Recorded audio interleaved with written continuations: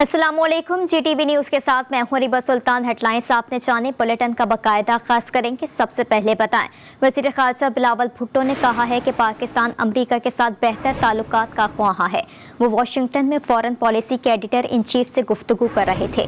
बिलावल भुट्टो ने कहा, मुस्तक़बिल में अमरीका के साथ ताल्लुकात को नई सिमत में ले जाना चाहते हैं। उन्होंने कहा, आलमी बरादरी मुसीबत की इस घड़ी में हमारा साथ दे। हम सैलाब मुतासरीन की बहाली पर खुसूसी तवज्जो दे रहे हैं। चीन ने हमेशा मुश्किल वक्त में पाकिस्तान की मदद की है। मौसमियाती तब्दीलियों के बायस खत्ते के हालात तब्दील हो रहे हैं। बिलावल भुट्टो ने कहा, अफगानिस्तान में जंग से हमसाया मुल्कों को नुकसान हुआ, हम पुरअमन अफगानिस्तान चाहते हैं। वज़ीर ख़ारजा बिलावल भुट्टो ने कहा कि पाकिस्तान के तमाम इदारे खुद मुख्तार हैं। हम जमहूरी रिवायात पर यकीन रखते हैं, किसी भी गैर आइनी इक़दामात की हिमायत नहीं करेंगे। उन्होंने अक़वाम मुत्तहिदा के जनरल सेक्रेटरी एंटोनियो गुतेरेस का शुक्रिया भी अदा किया।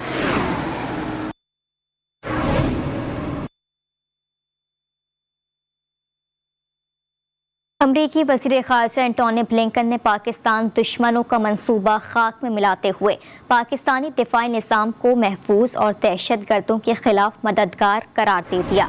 वाशिंगटन में पाकिस्तानी वज़ीर ख़ारजा बिलावल सरदारी की खुशगवार मुलाकातों का सिलसिला पाकिस्तान दुश्मन ताकतों को रास नहीं आ रहा।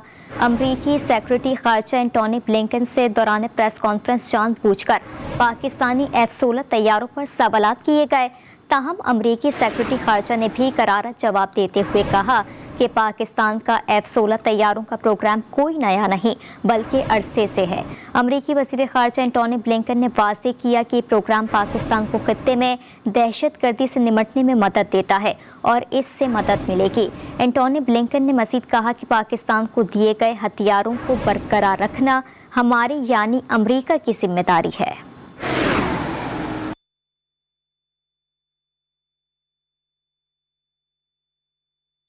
ऑडियो लीक्स के जिम्मेदारों का खोज लगाने की कोशिशें तेज हो गईं। वज़ीर आज़म ने तहकीकाती कमेटी बनाने का ऐलान कर दिया। कौमी सलामती कमेटी आज गैर मामूली इजलास में मामले पर गौर करेगी। ऑडियो लीक से मुतालिक इब्तदाई रिपोर्ट इजलास में पेश की जाएगी। शहबाज शरीफ कहते हैं, ऑडियो लीक्स 22 करोड़ आवाम का मसला है। मेरी गलती साबित हुई तो माफ़ी मांग लूँगा।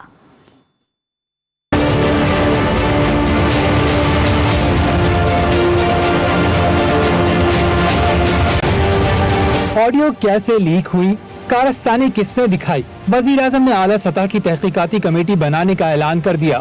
आज शाम 4 बजे कौमी सलामती कमेटी की बैठक भी बुला ली। शहबाज शरीफ ने ऑडियो लीक्स को 22 करोड़ आवाम का मसला करार दे दिया। बोले, अगर मेरी गलती साबित हुई तो कौम से माफी मांग लूंगा। मेरी बात नहीं है, वज़ीर हाउस की बात नहीं, ये पाकिस्तान की 22 करोड़ आवाम की इज्जत की बात है, स्टेट ऑफ पाकिस्तान की इज्जत की बात है। तो it's a very very serious matter. मैं नोटिस ले रहा हूँ, इंशाल्लाह एक हाई पार्ट कमेटी मैं बना रहा हूँ जो कि इस सारे मामले की पूरी तहकीक करेगी और इसकी तह तक पहुँचेगी इंशाल्लाह। ज़राए के मुताबिक कौमी सलामती कमेटी गैर मामूली इजलास में मामले पर गौर करेगी। इजलास में कौमी सलामती से मुताल्लिक दीगर उमूर भी ज़ेरे गौर आएंगे। ऑडियो लीक से मुताल्लिक इब्तदाई रिपोर्ट इजलास में पेश की जाएगी। दाखिला, खारजा, खजाना और इत्तलात के वुज़रा इजलास में शिरकत करेंगे। Chairman, joint chief of staff और तीनों सर्विसेज चीफ भी इजलास में शरीक होंगे। DG ISI और IB के सरबराह भी शिरकत करेंगे। ज़राए के मुताबिक इजलास में मगरबी और मशरक़ी सरहदों से मुताल्लिक उमूर भी ज़ेर गौर आएंगे।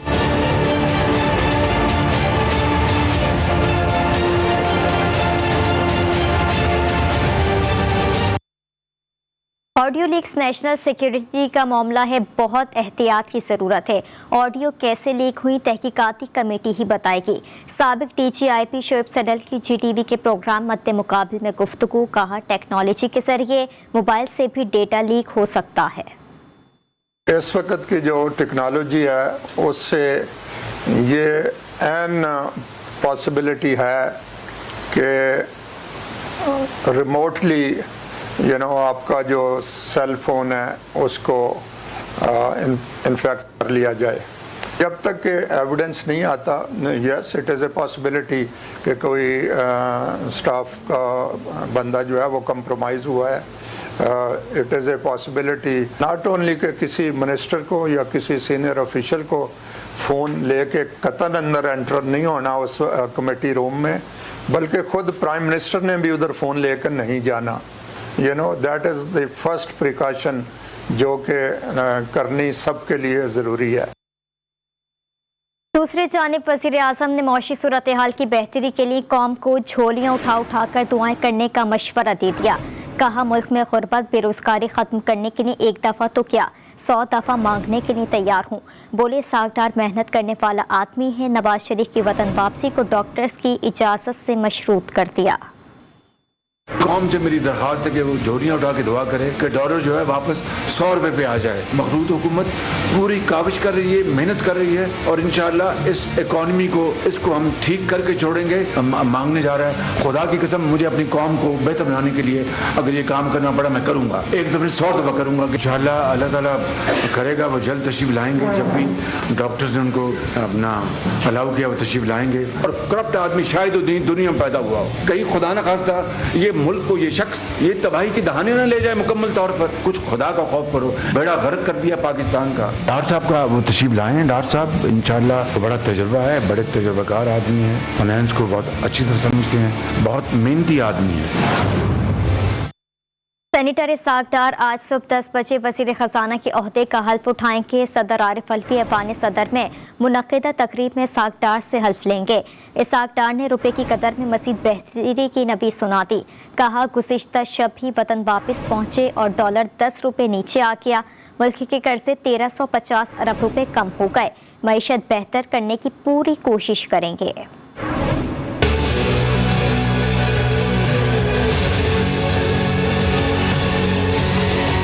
कल रात पहुंचे हैं तो अभी तक करीबन 9-10 रुपए का फर्क पड़ गया है। इसका मतलब आपके 1350 अरब तो पाकिस्तान कौम के कर्जे कम हो गए हैं। रुपए की जो कदर आर्टिफिशियल गिरी हुई है वो एक बहुत बड़ा चैलेंज है। दूसरा हमारी महंगाई जो आपने फरमाई कि बहुत ज़्यादा बढ़ गई है, ये हमारे लिए बहुत बड़े चैलेंज है इस वक्त जो आवाम को डायरेक्टली इम्पेक्ट कर रहे हैं। तो इंशाअल्लाह पूरी कोशिश करेंगे। माजी में भी की है, अल्लाह ताला ने माजी में कामयाबी भी दी है। मुस्लिम लीग नून का ये क्रेडिट है जिसने पाकिस्तान में पैग होता था, फिक्स रेट होता था। हमने 1999 में जब मैं फाइनेंस मिनिस्टर था तो हमने इसको मार्केट बेस किया था। लेकिन इसका ये मतलब नहीं है कि हुंडी वाले जो हैं स्पेकुलेटर्स वो पाकिस्तान की करेंसी को होस्टेज बना के और फिर पाकिस्तान को नुकसान पहुंचाए। ना ये 98-99 में होने दिया था, ना ये 2013-14 में होने दिया था, ना अब होने देंगे।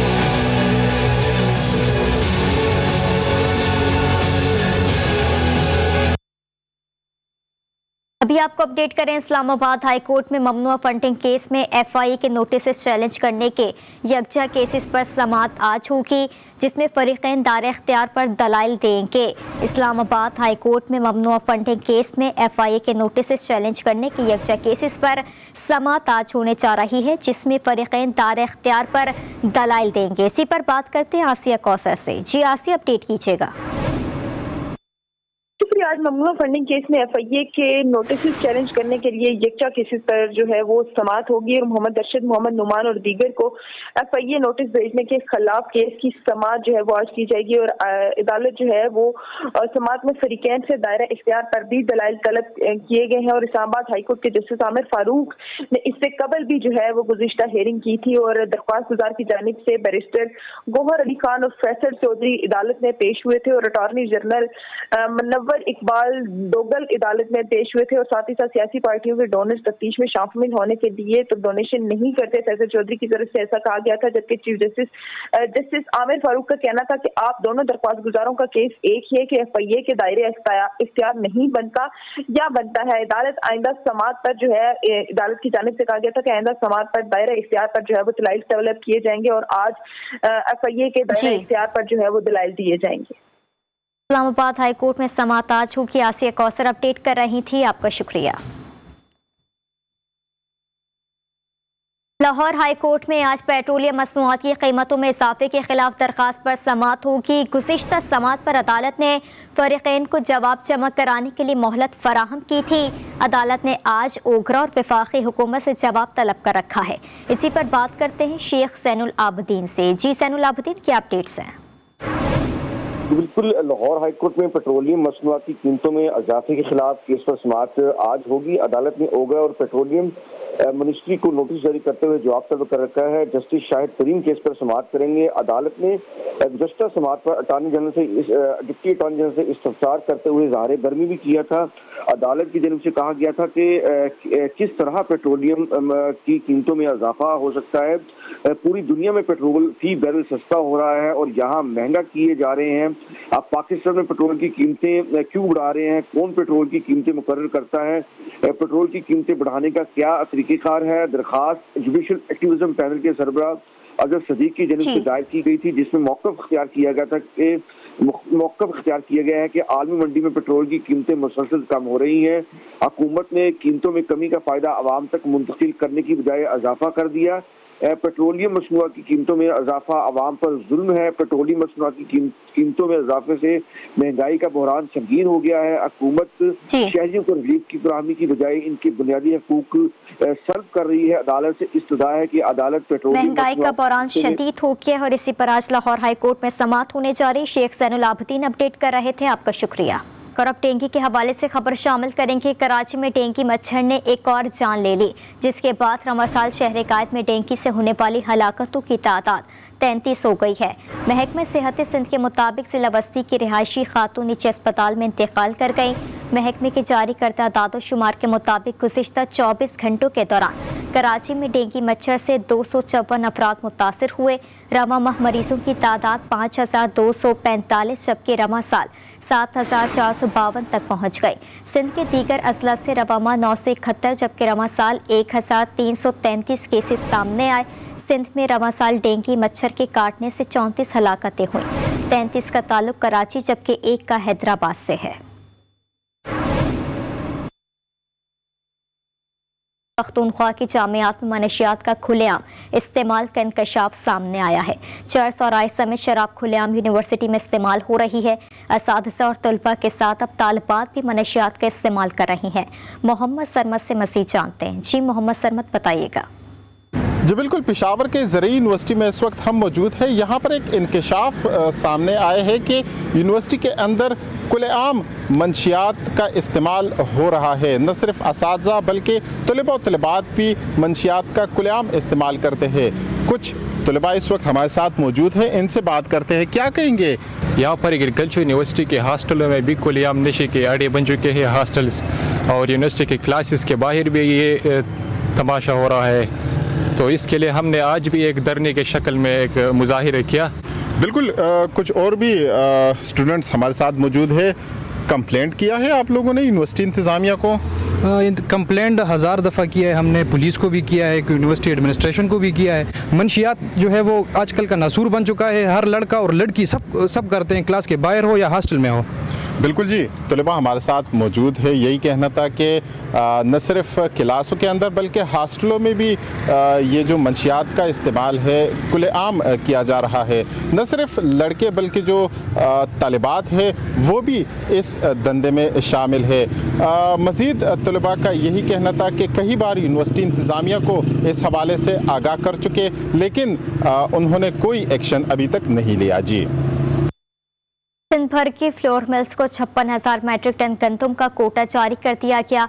कोटा रिलीज होने से ओपन मार्केट में गंदम की कीमत में 10 रुपये कमी आ गई। शहर में आटे की रिटेल कीमत 125 रुपये से कम होकर 105 रुपये हो गई है। इस हवाले से मज़ीद तफसीलात जानने के लिए हमने राबता की है अपने नुमाइंदे असगर असीम से। जी असगर, बताइएगा कि आटे की कीमत में मज़ीद कमी की तवक्को है?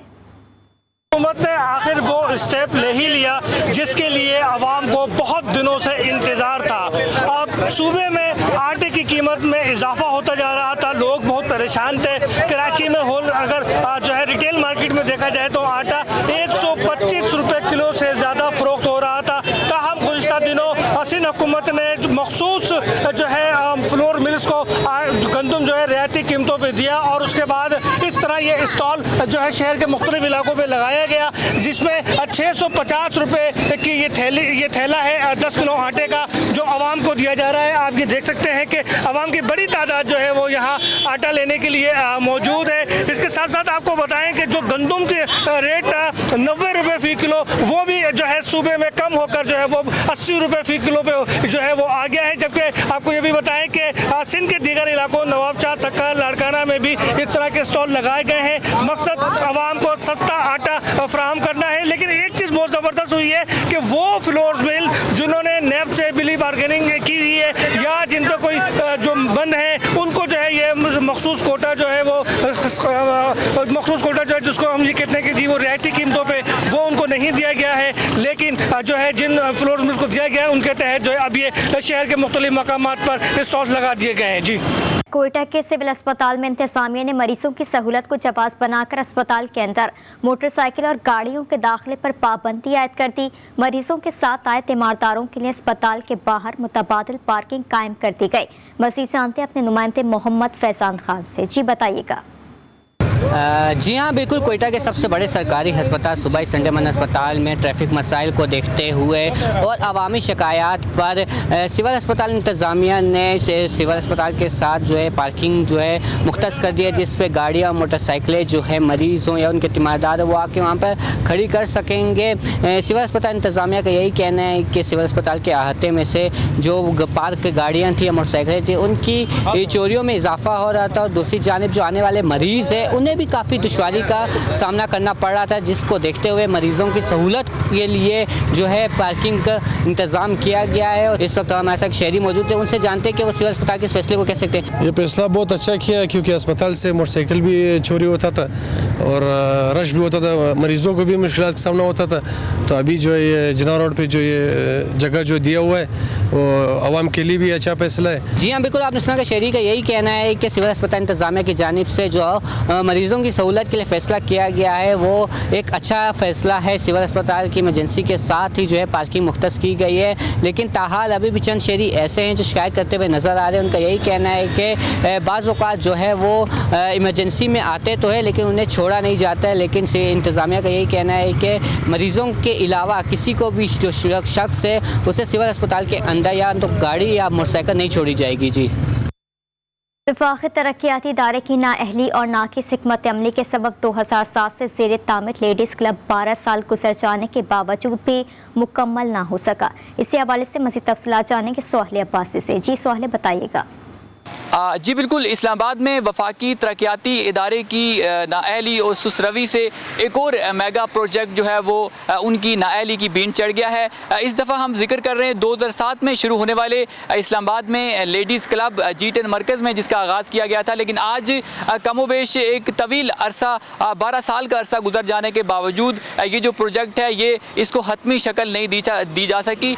इस प्रोजेक्ट पर अभी तक 30 करोड़ रुपए से ज़ायद की रकम खर्च की जा चुकी है। लेडीज़ क्लब में जहां ख़वातीन के लिए library, gaming zone, gym, swimming pool और दीगर ज़रूरी जो सहूलियात हैं उनकी फराहमी यहाँ पे यकीनी बनाना था। इसके साथ साथ यहाँ पर 2 मिनी शादी हॉल्स भी इस लेडीज़ क्लब में बनाए जाने थे। लेकिन ये 12 साल का तवील अरसा गुजर जाने के बावजूद ये जो प्रोजेक्ट है इस पर काम मुकम्मल नहीं हो सका। और जो शहरी हैं, बिलखुसूस जो ख़वातीन हैं इस्लामाबाद की, वो इस्लामाबाद की इंतज़ामिया से मुतालबा करती हैं कि ये जो प्रोजेक्ट है इसको जल्द अज जल्द मुकम्मल किया जाए। मेरे साथ एक खातून शहरी भी यहाँ मौजूद हैं, उनसे गुफ्तगू करते हैं। मैडम, क्या कहेंगी आप? इतना बड़ा प्रोजेक्ट था लेकिन अभी तक मुकम्मल नहीं हो सका, क्या तासुरात हैं आपके? हमारे इस्लामाबाद इंतज़ामिया से गुजारिश है कि प्लीज़ इस प्रोजेक्ट को मुकम्मल करवाएं ताकि हम ख़वातीन यहाँ आकर इस प्रोजेक्ट से फ़ायदा उठा सकें। जी, आपने राय जानी ख़वातीन की भी, इनकी जानिब से कहा जा रहा है इस्लामाबाद के शहरी ये मुतालबा कर रहे हैं वफाकी तरक्याती इदारे से कि वो जल्द अज जल्द संजीदगी दिखाए और ये जो मामला है इसको मंतकी अंजाम तक पहुँचाए ताकि इस्लामाबाद की जो ख़वातीन हैं वो इस प्रोजेक्ट से इस्तेफ़ादा हासिल कर सकें। जी,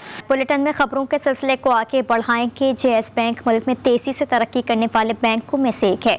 JS बैंक ने सैलाब मुतासर इलाकों में मोबाइल क्लिनिक और राशन की तकसीम की कई इमदादी कार्रवाइयाँ सर अंजाम दी। सैलाब मुतासर इलाकों में इमदाद के लिए JS बैंक और Sindhi association of north America का मुआहदा दादू और लाड़काना और गिरदोनवा में सरगर्मियाँ जारी हैं। इनमें देहात में मिर्ज़ापुर, बोबकबंद, मंझर समेत दीगर कई शामिल हैं।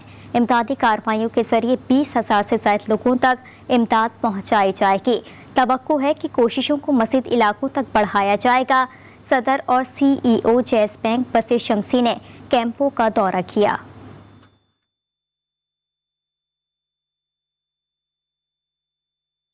न्यूज़ बुलेटिन से फिल वक्त इतना ही। आप देखते रहिए GTV न्यूज़।